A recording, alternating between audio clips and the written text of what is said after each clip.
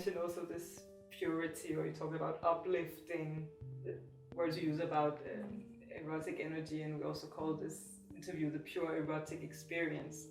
And for some it might sound like a paradox, pure and erotic in the same sentence, and even spirituality with sexuality, or eroticism or sensuality. In some religions or spiritual traditions, this is like not something you put together. It's kind of like opposites almost. How is it in Tantra, and why is it okay to have that together? So, first of all, I dare to say that the whole learning experience of being a human being means to learn about different aspects of life, to see what is what. Okay, this is love and this is sexuality. Nothing bad. Everything has its place. They both have their place in our lives. But the problem is that when we are not so experienced, let's say, we mix up things. And mixing up things are making them impure. So this is the moment when, for instance, we confuse sexual attraction with love. We think, okay, we meet someone, we are super much into that person, and we think this is the love of my life. And then you get to know that person, and after 3 months, usually around 3 months, you see, maybe it wasn't the love of my life, but indeed there was a lot of attraction. And because we didn't know the difference, we mix up things. So part of the learning experience and evolution of human life is to know the difference.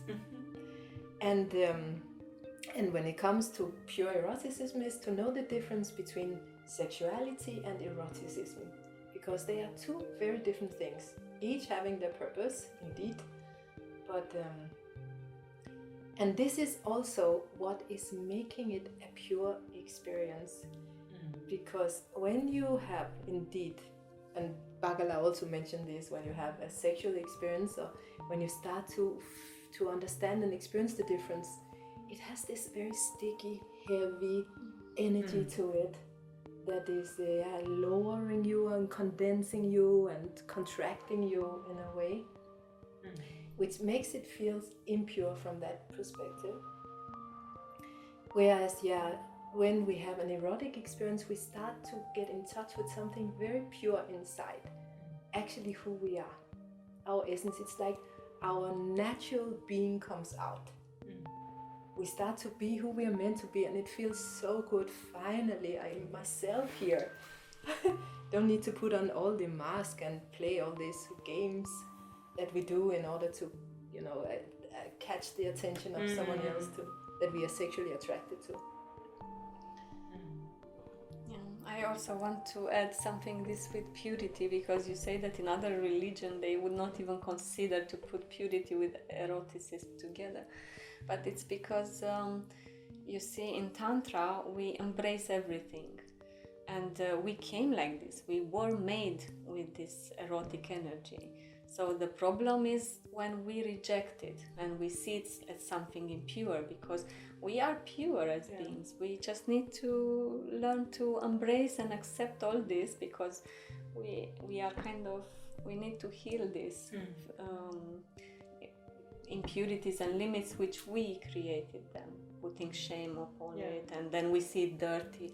But actually it's very pure, and when discovering the erotic energy, this will help us to purify and actually to see that it's very pure. And this example was for me very clear to see the difference, that even if it looks the same from outside, from an eye which is not experimented would see, but looking at a porn movie, that woman moves very frenetic, dynamic, intense, she makes noise and she looks like ecstatic, and the other one me in the bedroom with my beloved making love intensely, frenetically, then I'm wondering where I am.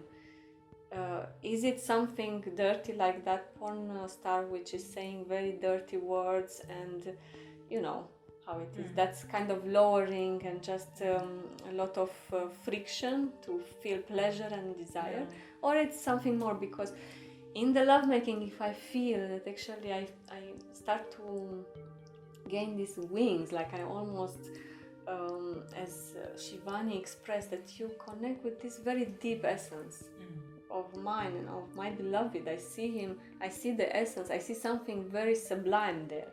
I see the archetypal man, or how to say, the perfect man. I can see the very beautiful aspects in him, not the lowering or so. It takes time and education to start to see them and to differentiate. Earlier, Bagala, you mentioned that you had a man that came and he had quite a lot of sexual energy, but you kind of kept your erotic energy and he could kind of jump onto that part of that energy that you were bringing. So what do you do to have that refined energy inside of you? And especially even when something comes that is maybe could drag you in the other direction, how do you prepare for that?